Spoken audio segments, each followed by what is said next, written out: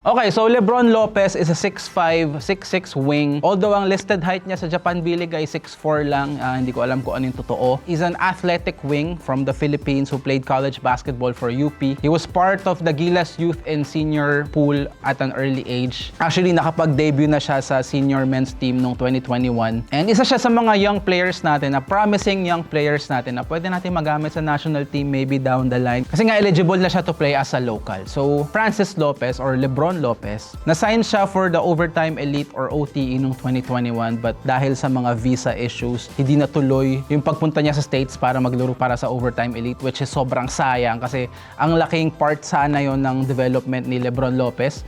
Nagkaroon sana siya ng shot to cross the US market or makapasok. Maybe sa NBA, hindi natin alam, pero isang magandang way yon para makapasok doon.